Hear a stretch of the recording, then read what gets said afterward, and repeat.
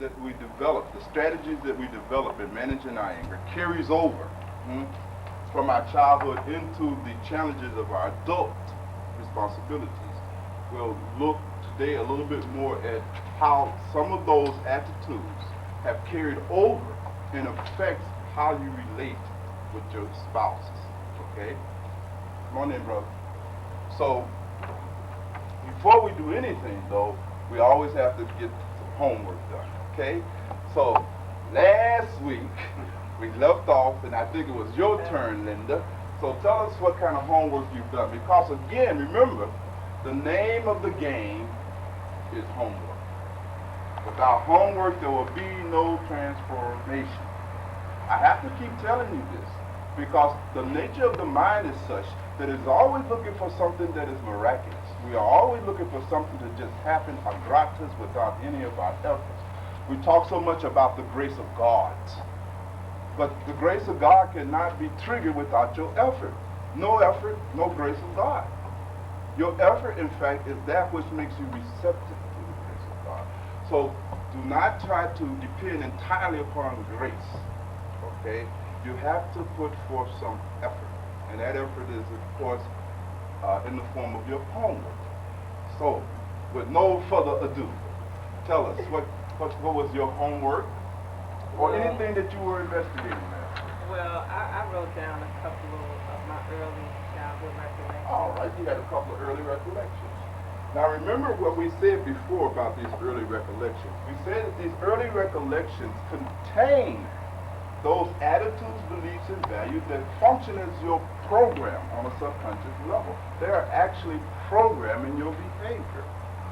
And the task that we all are challenged with as we attain adulthood is to review those subconscious programs, edit them where appropriate. Very often, if we are carrying over these mistaken conclusions that we've reached in our childhood that are buried in our early recollections, we'll find it's very difficult sometimes to function in the adult world. All right, so your early recollection, how old were you? I had to be at least 4. About 4, all right. 4 years old. What's the recollection? And I remember being teased by my family about my looks. Teased about? And it was like they would specify certain parts of my body, like my lips, my eyes, my skin color, you know, hair, legs, stuff like that. So, growing up, well, what I didn't do was I didn't keep any of my childhood pictures. You threw them all away? I didn't actually throw them away, but I would give them away, or I would just put them up. Okay. And this has stayed with me up until now. Up until this year, I just pulled out pictures that have been people wanted to see for the last 4 or 5 years. And I had no idea that I was doing that. Had no idea? I had no idea. That little Linda, at 4 years old, research concluded. Remember, in the early recollection, there are 3 components we talked about, right? We said, first, you're going to reach a conclusion about yourself. And what kind of conclusion did little Linda, who's been ridiculed, teased, for her appearance for which she can do nothing about, and being teased by the very people, her family, people to whom she looked to for support? Right? What kind of conclusion did you come to about yourself? I didn't think that I was really ugly, but I didn't think that I was pretty. You didn't think you were pretty? I think that, like, I thought that my lips were too big, that my eyes were too popped. Okay. All right. So it took away some of your feeling of enoughness. You were not pretty enough, were you? Right. Right? You weren't horrible, but you wasn't pretty enough to please the standards of beauty that apparently was being promoted by the family system, right? And so this feeling of not being good enough for your parents and your siblings, that feeling of not being good enough, we call that what? Specialist self-contempt.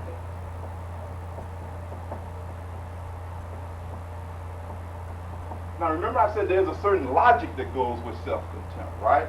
If I'm not pretty enough, right, Therefore, there's certain kinds of behavior that you're not even going to attempt because you weren't pretty enough, which means that you shut out a whole range of possibilities. From the age of 4 up until when you said, you just getting old. I'm just getting It's powerful, at isn't it? 34. 34, for 30 years you have been avoiding, tiptoeing around certain situations that you felt inadequately prepared to cope with because you didn't feel pretty enough about yourself. And you did not grow it until a year ago. You're probably still working on yourself. What kind of conclusion did little Linda, who didn't have the benefit of all your intelligence, didn't have all your good education, not all your sophistication, what kind of conclusion? Incidentally, was that a mistaken conclusion? Absolutely. Absolutely. Totally mistaken. You can see how people who are perfectly beautiful will grow up and still have that ugly duckling syndrome. Now, a lot of black people suffer from that, especially those coming up in our era, because any African features that were pronounced in you were really condemned by other black people. Lips too big, you too black, right? So forth, so on. And so it was very denigrating. And a lot of us grew up with this kind of deep-seated sense of inferiority. Remember when you feel that you don't even physically look good enough. Now the question of you accessing the other abilities you have is out of the question. You don't even feel that you're pretty enough to go on the job interview, let alone bring your resume demonstrating your ability. You don't look good enough. And how do you know that? Because your mama told you, and your daddy told you, and all of your sisters and brothers concurred. And you have been programmed, and it cripples your whole relationship. There's incidents where you'll find there may be a person that you're interested in. You can't approach them because you feel inadequate. You can't say nothing to that guy or I can't say nothing to that girl because I'm not handsome enough. So it's a very limiting kind of form of self-contempt. It's very limiting, very restricted. And it's a mistaken conclusion, okay? Now, what other kind of conclusion did we say in early recollections we have to look for? We said that you would definitely come to some conclusion about yourself. There were 2 more specialists. What were those 2 other ones? Others in the world. Oh, you good today, Lieutenant, huh? Right? Let's see what her conclusion was about the others. People involved. Who are the others? Your family. What conclusion did you come to about your families? Well, even to this day, because of the teasing as a young kid, I kind of stay away from them. You stay away from them. You avoid. I avoid them. Well, now that I'm older, I've learned that they were very uncomfortable with themselves. Of course, they were uncomfortable with themselves. But when you were 4 years old, what conclusion did you reach about your family members as it relates to you? Did you have a... I really thought that they didn't like me. Right. I didn't think that they right. liked Is that right, folks? Do y'all see that? It's very clear. She really had the feeling that my mother and my father and my brothers and my sisters and all these people on whom I depend for all of my needs, they really don't like me. They don't like me. That's adding some more to the self-contempt. Right?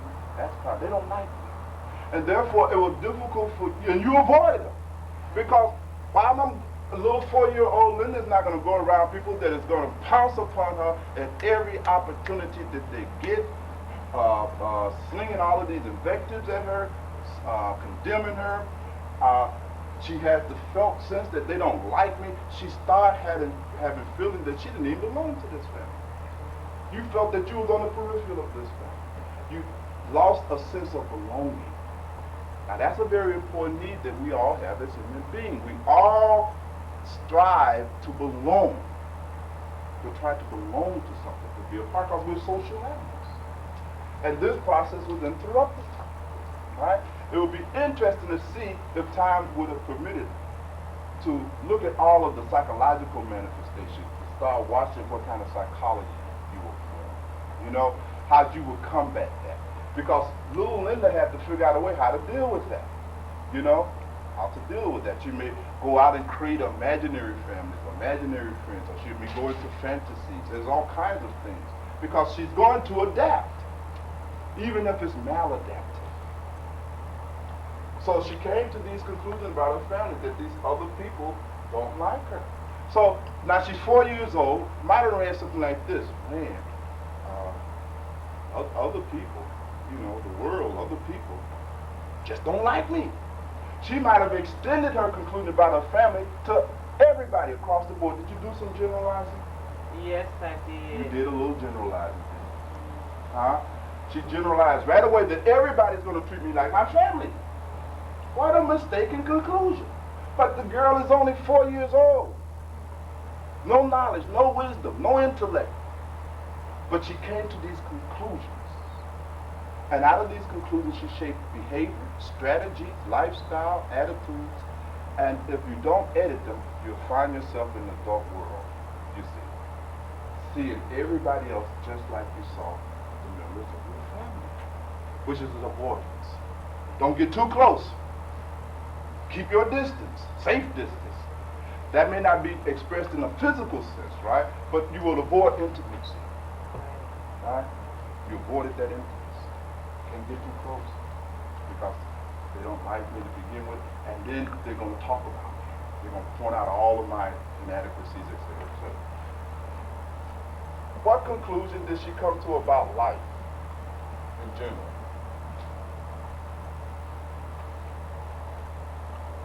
What kind of conclusion did you come to about life? Well, at 4, I felt like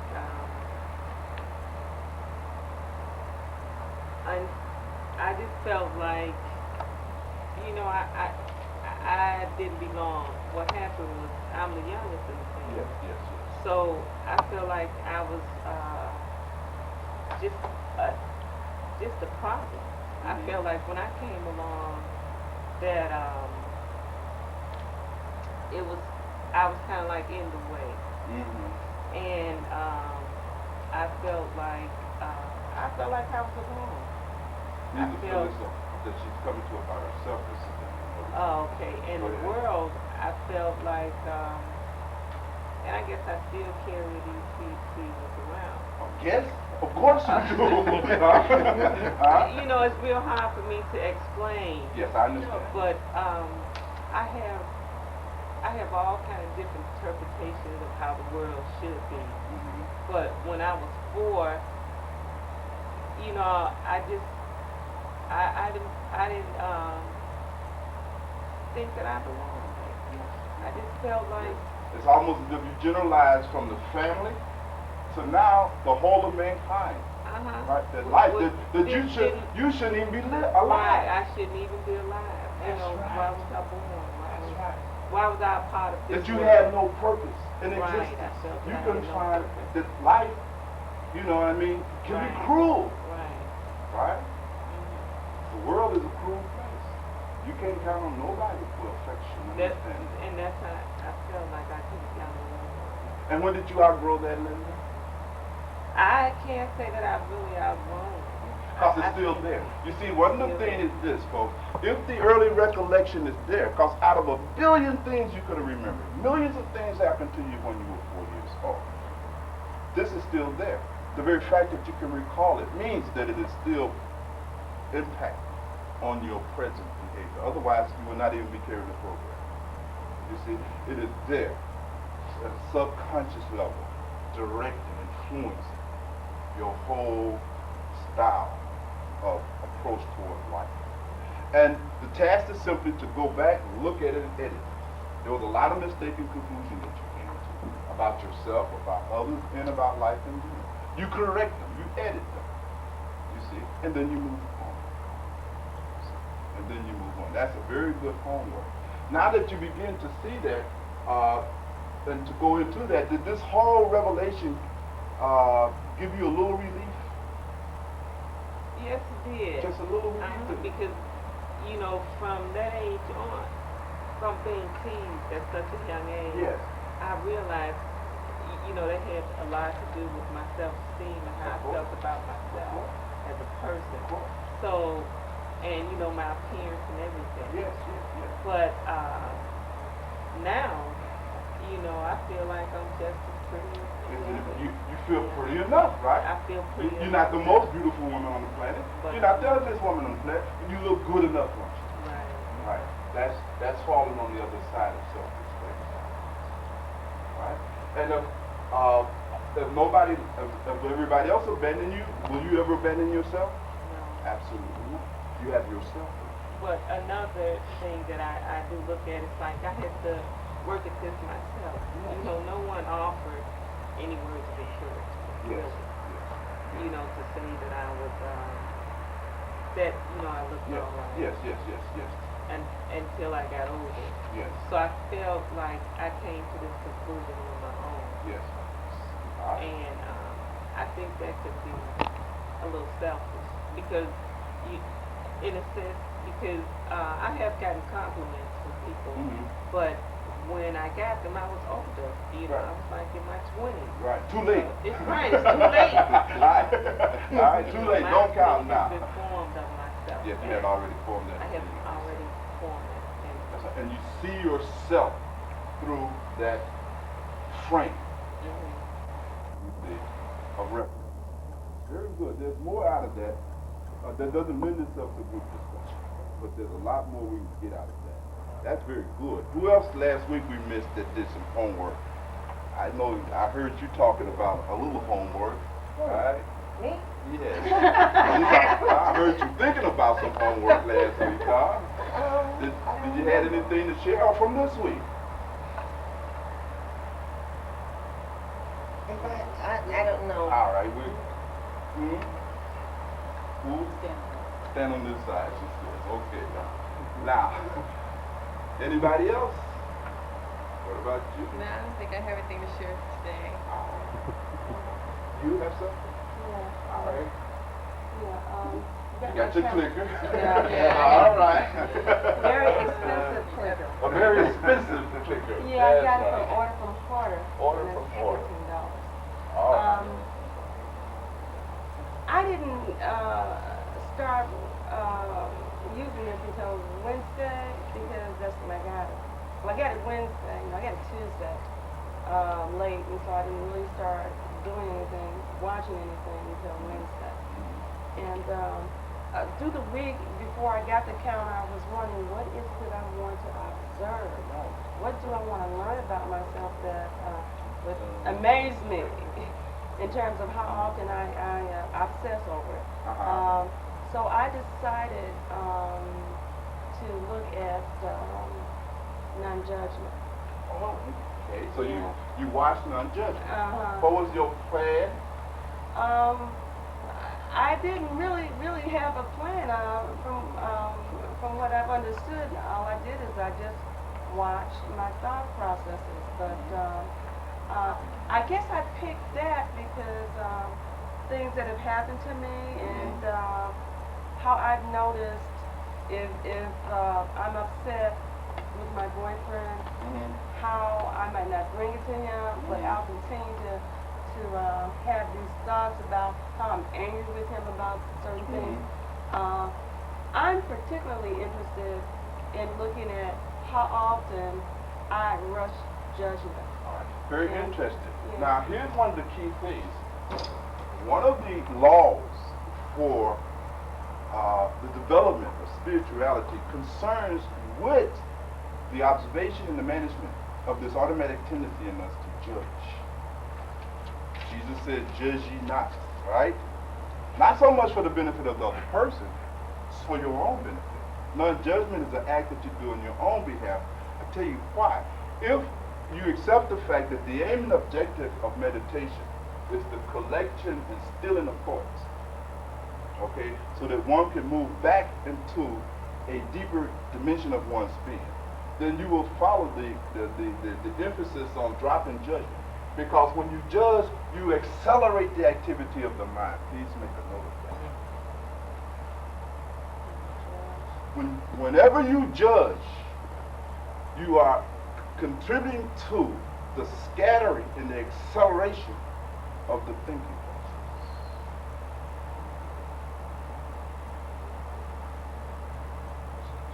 And so the ideal is to drop all judgment.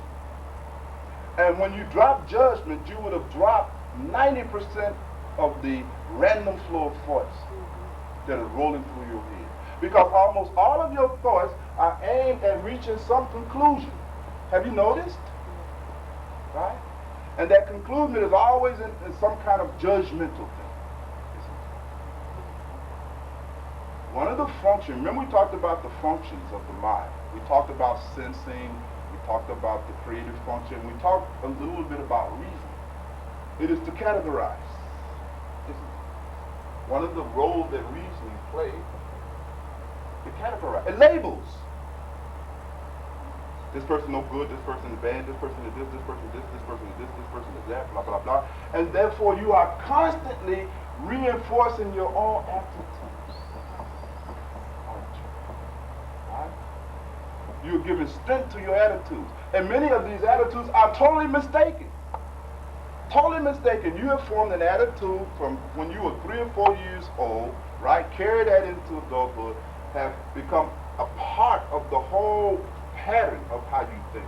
You're constantly reinforcing this mistaken conclusion that you come. Whenever we are acting through judgment. With the vipassana that you do, the ideal is to simply watch the mind and to not go with it as it tries to reach its conclusion. I will not judge anything. I will judge nobody. That becomes the sadhana for the day.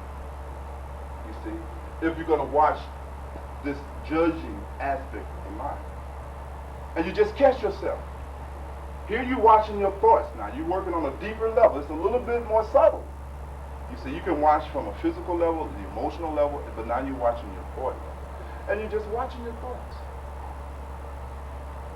Just becoming aware. First, it takes a long time to even realize, my God, I'm coming to a judgment every 30 nanoseconds, right?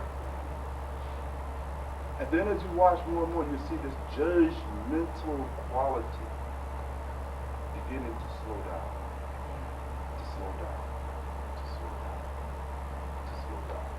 And then it stops. And then for the first time, you can see reality. Please make a note. You cannot perceive reality through the framework of your judgments. Impossible. Judgments are your interpretations and the conclusion you have come to. Reality is something totally different. One of the tasks, spiritual tasks of life, one of the most important, I've talked about these 5 tasks. We talked about task number 4 as it relates to oneself. And in that category, we can break out of that and look at one particular task, sub-task out of that category. And that task is to perceive reality, to know reality, to know that which is real. And you can't do that through the filter of your judgment, because your judgments are all rooted fundamentally in these attitudes in your ignorance. So if you really want to see a person as they are, don't judge them, and then you will see the person as they are. Because when you're judging, you're seeing what? Are you seeing the person? You're seeing your judgment of the person. And what are you reacting to, Pam? Your judgment of the person. Then there's a bad person, and I have a whole reaction to that. Right? I'm reacting to my judgment of people. It's very profound. And now you can see if you have all these negative judgments, right, of people, then you're going to start having nothing but what? Negative reaction to everybody that you meet. Absolutely. Which means that you will have increased moments of conflict, diminished experiences of harmony and love. Love will become very difficult, because love means the suspension of all judgment. Please make a note of that. When you love someone, one of the things that characterize the phenomena of loving a person is that you decease with all judgments. Period. You go beyond this superficial dimension of relationship. So now as you're watching this non-judgment, right, as you're trying to develop the ability to suspend judgment, what did you notice? Oh, I was just so surprised because we talk about mythology. I think of myself as being a sensitive person and non-judgmental, but I am not. Okay. I am not at all. I judge everything, everybody, every event. I'm watching television, I'm judging. I went to work this week after being out for the summer.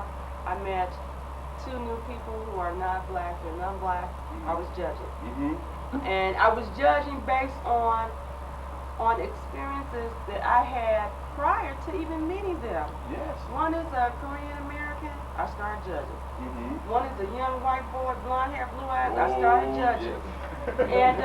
And it was like I was expecting this, waiting, and not being aware of this, waiting for what would come out of their mouth to match my To judgment. validate your judgment. Yeah.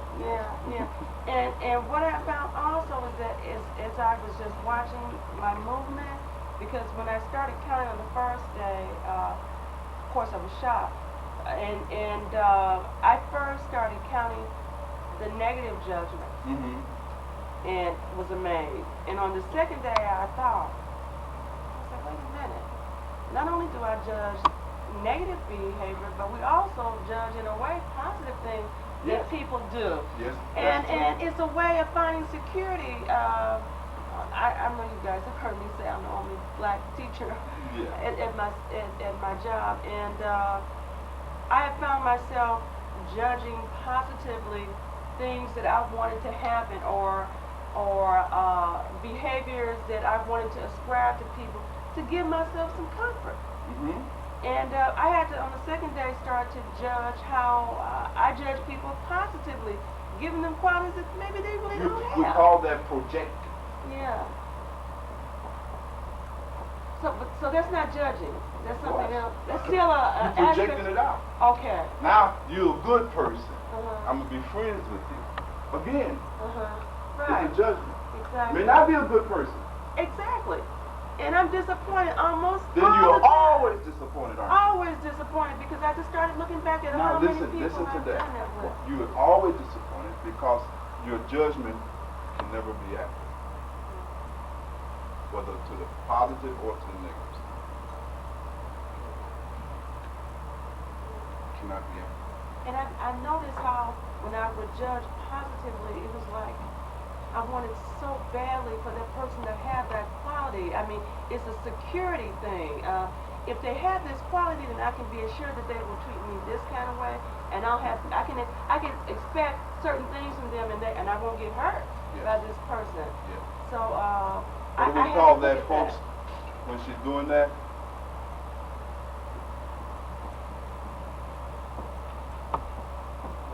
Yes. Did you see yourself deceiving yourself? Yeah. You saw to what extent Yeah. you're a victim of self-deception, and how this self-deception is causing you all kinds of disappointments and all of the negative emotional states that accompany that.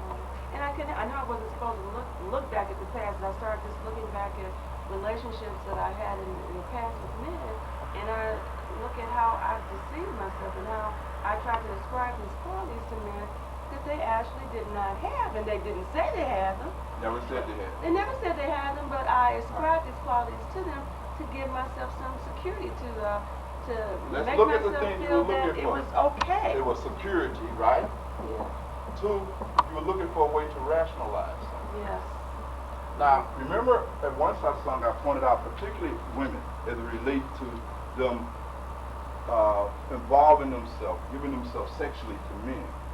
Very often a woman has to deceive herself into this feeling that she loves this man in order to have sex with this man, so that she can protect herself from the label of being just an ordinary or prostitute.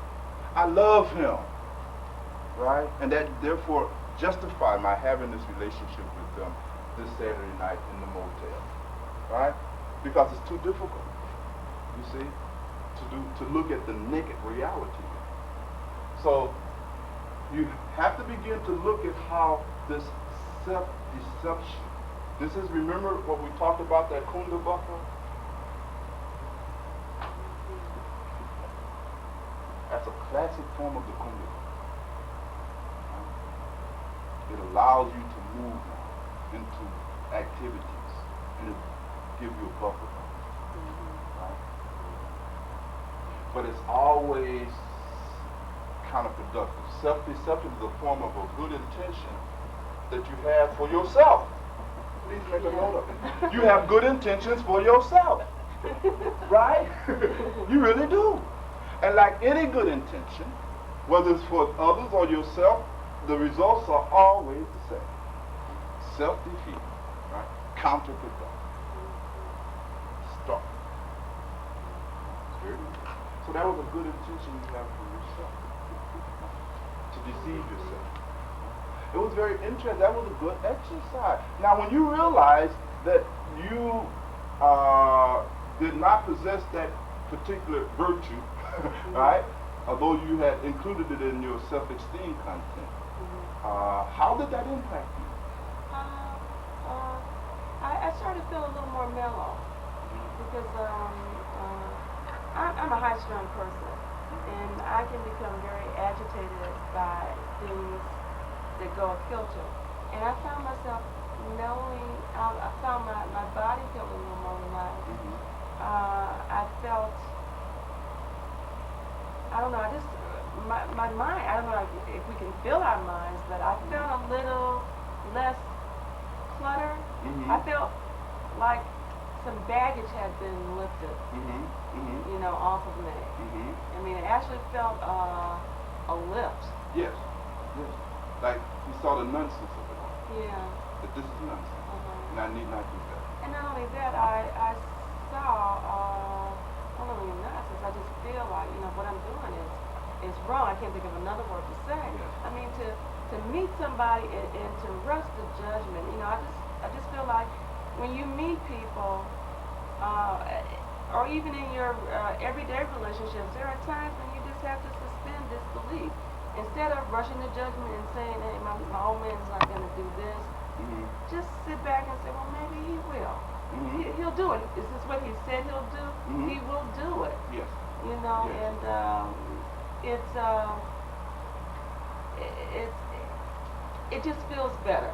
Good. I can't think of another word to say about that because it's probably, I mean, I don't want to say I'm being modest or anything, but it just does not, it doesn't feel right to judge. Right. From You where can feel I'm it. sitting. You can feel it's very From where I'm authentic. sitting. It's Yeah. a very, very uncomfortable, discomfortable, Right. unnatural state of being. Yeah. It really is. But you can't know that until you step back from it.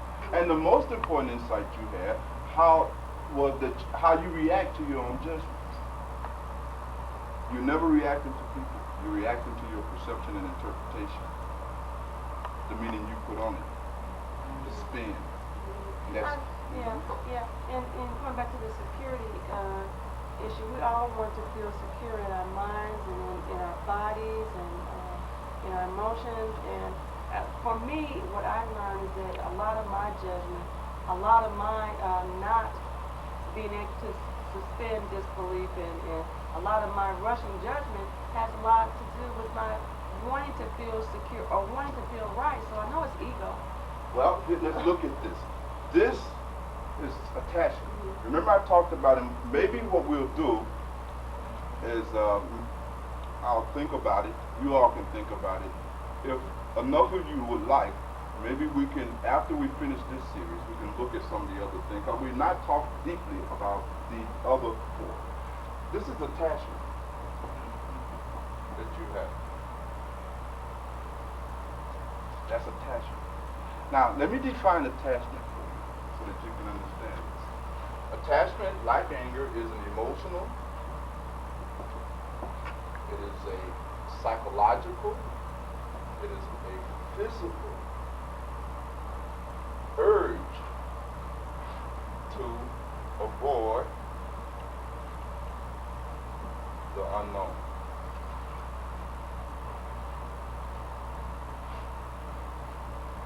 It is a clinging It is to reduce the unknown. How does that just become fear? It's all rooted in fear. What you will notice is that all of the 5 perversions are rooted in fear, with no exception. Even anger? Of course, anger is rooted in fear. So here's the process. This is the psychodynamics. Because what you're looking for is security, right? So therefore, to have security, you have to have precognition. You have to know, right? So it's this urge to know, right? Actually, it is an urge for certainty. Is it? We want to be certain. Here's the problem: you can be certain about nothing. Certitude does not exist. Has never existed. And never will exist. So what happened is that a person who is in search of certainty, in search of security, who is in flight from the unknown, who don't want to move out of the narrow territory of the known, the familiar, limits their whole life to just that tiny little area. They miss any possibilities that do not fall within their comfort zones. And their life becomes very narrow, very constricted. Hence the cling. You cling. Right? You gotta cling to this woman or cling to this man because you know them, you're familiar with them. Right? You have a sense of certainty, a sense of the known. Right? It's okay if he beat you upside your head, at least you know him, right? It's better than a stranger beating you upside your head. It's preferred, right? You see? And you can't leave the man. You'll stand and you will take all those whoopings and beatings because when the man leaves, then now you're thrown back in the unknown. What will happen to you? And you're more terrified of the unknown than you are of his fist pounding on your feet.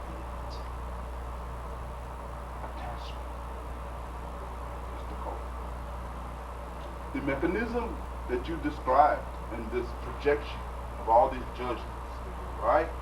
Whether positive or negative, threatening or contributing, has all to increase your sense of what you call security. It's to reinforce your sense. So this is attachment, and we have to learn how to manage it. This urge to avoid the unknown. We have to learn how to manage this urge to be secure. It is an urge in all of us. But whenever this urge becomes exaggerated, pathological, extreme, then you have a problem, right? People who fall on the extreme side now cannot leave their apartments. We have those kind of people suffering from those forms of mental illness. They cannot go outside their apartment. They can't mix with people. They're locked into their homes. Exaggerated. This urge to be secure has gone too far. What about people who they'll go out only if they have to? Yes. Such as to work, or Yes. maybe Yes. to just do the necessary things to take Yes. to survive. But as far as to just go out, Yeah.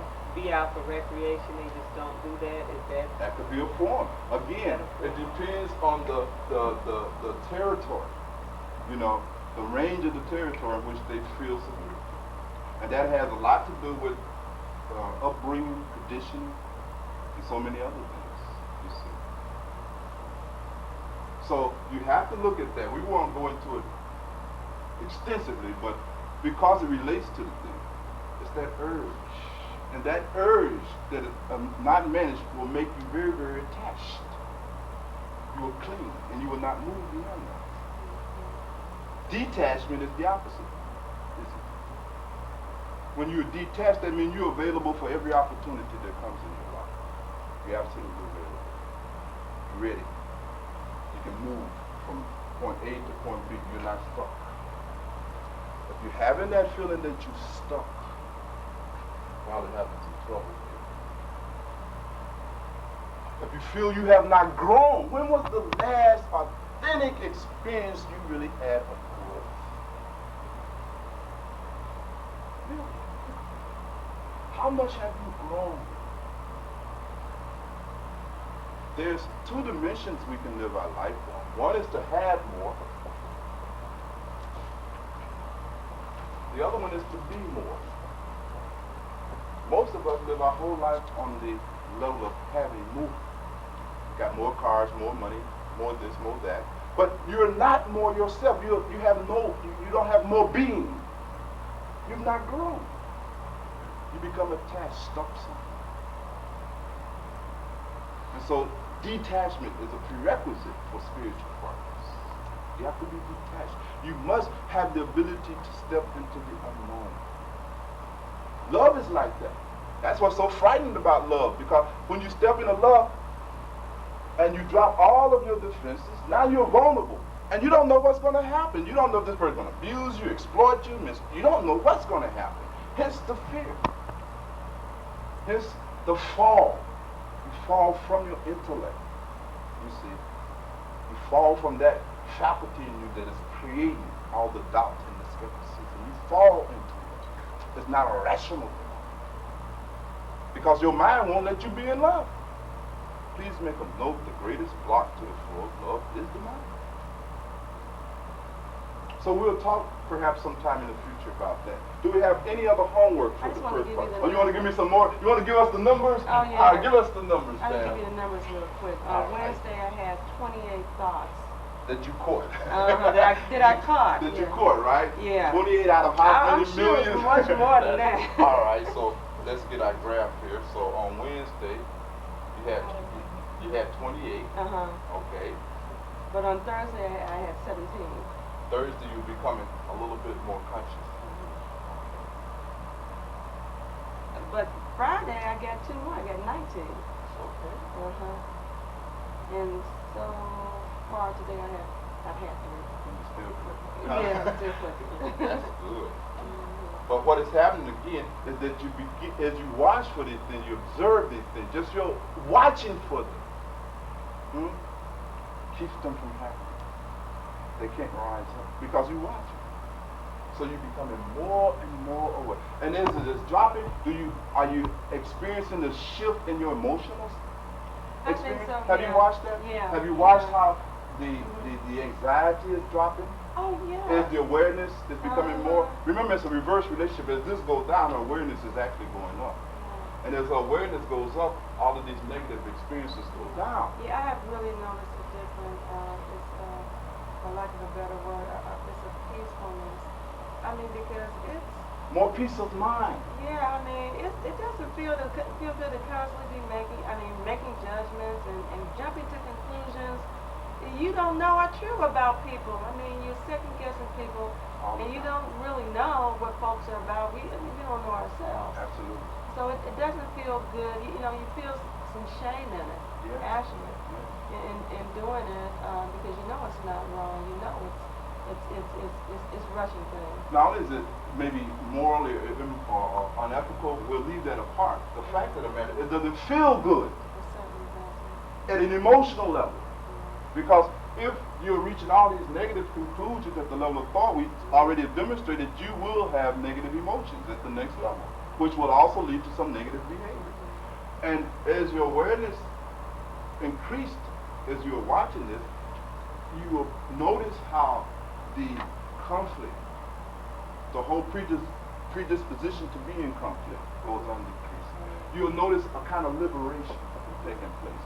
You'll have more peace of mind. Slowly, of course. I've already started to experience it, especially in my personal relationships. Yeah.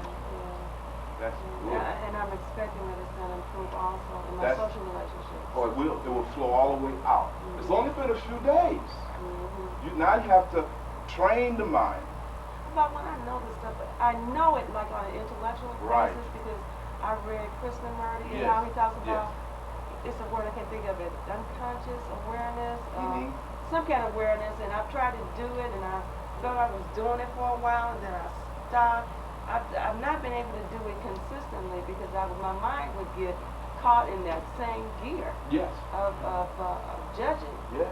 But I've tried it, and I know mentally that it's not right. Mm-hmm. But with this is really, really It's helpful. powerful. Yeah, It's a because powerful even thing. when you click it, Yes. you feel like you empowering Yes. in some way. Yes. It's almost like it's. You some have kind a catharsis sense or of something. control, Yeah. Yeah. which is what it is. Yeah. You're in control. You're in charge. The more awareness. The whole name of this game is to increase one's awareness. It's a very beautiful thing. Anybody else got a homework before we take a quick break? Oh, we got another homework. I did homework, but I don't know, maybe it took me too long to get my clicker. I did go get it Saturday, but Okay. I had to click it a total of 10 times. Okay. What were you watching for? Irritation. Anger. You were looking for the form of anger that you call irritation. Yeah. Right? Well, that's the only thing that really kind of makes me aware, because I don't like people to irritate me, because I don't like to treat you different, because when you irritate me, I don't feel like being that nice to you. Okay. So therefore, I prefer to be nice. So when you irritate me, I try to make a conscious notice, why are they doing this, you know? Okay. And I found that my mother, she does it quite a bit. Oh, And- interested in that. You begin to actually locate people. Oh, I know exactly. That you have more of a conflict Irritation with. Just that Pam has mentioned that there are certain individuals in her life that she's more judgmental and in a more negative way than others. I think with some people, the irritation, I can diffuse it because, Tell me the homework. oh, the homework, okay. Well, like I said, twice on Sunday, it's from my mom. Okay. And then Monday, I don't know if you Tell call me, it. let's go into that a little bit. What About- happened What happened? to cause you to experience irritation? Well, you know, my mother has, our thought patterns are totally different, and I always respect where she is. But she has a problem allowing you to be where you are. So therefore, I take care of my mom. But she has a way of always wanting me to take care of an immediate group. Okay. And I'm like, you can't do that. You know, if well, this particular incident, someone was in the hospital. So she told another lady at church, says, well, I think Tony's going to go see her after church. I said, no, I'm not going to visit her. And she was really upset with me. But we never argue. It's nothing like that, but it's a body language. Okay. So I just went home and did what I was going to do, but it kind of bothered me. I'm like, don't you know I give enough of myself to her? What bothered you the most about that? See, because you want her to focus on it. You want her to focus. What bothered you the most about it? It bothered me that she tried to invade my space. Invade your space, all right. That's one of the issues, right? Invading your space. What else bothered you about the whole incident? I think it bothered me that I give so much of myself to her, and for her to feel like I want you to extend yourself. You have the sense that you're being treated unfairly? I guess I didn't think about unfairly, but What do you call it then? That it's feeling? wanting too much. Well, what do you call it when people want too much of you? I You don't put a name on it. put a name on it. Yes, you have to first put a name on it. So, huh? They were too selfish, but what do you call that feeling that you were having? Irritation. That's the only thing I can come back to. Because I never look at terms of unfair or unjust, because Okay. people All right. have a right to feel the way that they feel, and I allow them to do that. But when it comes over into my space, that's where I have What a is problem. irritation? Yeah, What is irritation. It is anger plus what? My irritation is, I guess, the anger and that feeling I get when I really want to be nice to you, and you forcing me to What be is she irritated. playing with there? She's playing with words. Self-deception. It's anger plus what? Ego. you have this image, right? When you get irritated, you can't work out of your mythology. You can't act according to your social image. You got to resort to something that is totally contradictory to the perception you want people to have. And you don't want to disturb that perception. But I don't think my kindness is a deception. I like to be nice. Okay. Even if it was just you and I feel more comfortable. Yes, yes. Yeah, I've never been able to be angry in a rational manner. Folks, what do you say? Look at all these fellas, they grinning under their mouth breath only at you. Huh? Why are they grinning at you? Huh? Help her. Help her. Help her. Denial. It sounds like her mother don't appreciate the term that she spends Okay. with her, and she kind of takes her kindness for granted. Kind of take it for granted. And then when she refuses to go along with what her mother wants, then she kind of tries it. Like she said, through body language, she kind of make her feel. She try to make her feel insecure about it. All right, that's one perspective. Can we have something more analytical? It sounds like she's angry, but she's using all these good words. She don't really, Euphemisms. yeah, she's using the euphemistic terms to really say, keep from saying she's really angry. So she's using all these other flowery words, you know, which is kind of like she don't really want to admit that she's guilty. I mean, not guilty, but angry. But I sense that she is kind of guilty because last week when you talked about the obligation you had to your parents, so to me, I sense that there's some guilt and anger. Maybe guilt and anger. Yeah, because that is her mother after all. You're going in the deeper. Right. Yeah, and she wants to show appreciation the way she wants to show it, but not the way her mother wants her to do it. And she feels But maybe, guilty yeah, about she feel- not pleasing her mom. Right. To me. I don't feel guilty. She don't feel guilty. I'm All right, sorry, I so don't ultimately, feel guilty. yes, so ultimately she's the expert. Come on, let's take a crack at her. We got 5 more minutes. Yes. I think it sounds to me like she's in some sort of denial or something.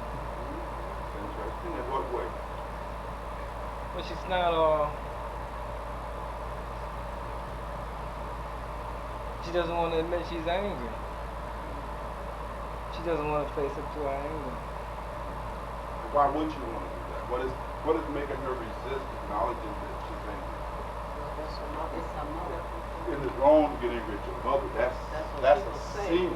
I don't think so. She don't think so. Yeah. All right. That sounds like That's the the guilt. teenage thing, the mother-daughter thing when that daughter is a teenager. That's what that sounds like that to me. This is Because cool. that teenage girl's gonna rebel. She's gonna do what she wants to do when she get ready to do it. Are you Now rebelling? you an adult now. You an adult now, and it sounds like that's on a base level that's running through there because your mother is trying to get you to do some things you don't want to do. Right. And a teenager never does anything she don't want to do, and she manipulates that way. Now you walk away or you just say I'm not gonna do it, but see you still experiencing anger, so you got an underlying theme there. Something's running through there. Yeah, she said earlier that she and her mom never get angry at each other, not just. That's you were not suspicious true. of that. You were suspicious from the top. I should say anger to the point where you're like, where I've seen The way you express your It's anger right. is not perhaps Overt. overt. The style is more covert. Well, see, the situation, I mean, I take care of my mom, so she's like dependent upon me. Are you So- mad about taking care of your mom? I had no problem with that until it comes to take care of me and then take care of all the outside The other individuals that I feel you should take care of. So you may be just angry about that. That's that kind of situation. outside of her. Uh-huh. You know, it's like I want you to give to me, which there's no problem, but like extend yourself Like she's beyond. tiring you out, right? Yeah. Uh-huh. Yeah, that's Now, that's before we lose it, this is good. I hope y'all continue this during the break because this is a very good exchange. But how did you manage that irritation? I'm curious to know. I proceeded to do what I had planned to do. Did it go away? Oh yeah, it went away. Went away? Gave yourself some relief? Oh yeah, and she was happy too. I mean, I think at the moment it'll like bother her, but when she sees that, you know, the day is still going to be fine. Basically, she can still go on and do whatever thing she might like to do. then it's no problem, you know.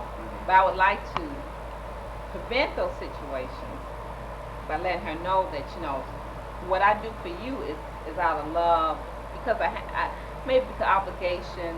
I think about as a child how I was taking care of her. But when it comes beyond her, allow me to extend myself when I want to. If I want to extend myself to the next door neighbor, but you can't force me to want to include this other person. So it where I'm irritates you including whenever you feel that a person is trying to control you. I guess that's control. Oh, great, that's it. Yes. Yes. Yes. You get angry when you feel you're being controlled. Yeah. That's good. Now, Okay. We'll go into that. Huh? That's good. You Well, I wanna was gonna say to Tony, you know, I've been studying drug addiction for the last couple months, and the thing that's interesting is that people that use drugs usually don't consider themselves as drug addicts. They think the guy out there breaking in houses, stealing VCRs, and stealing cars, that's the real drug addict.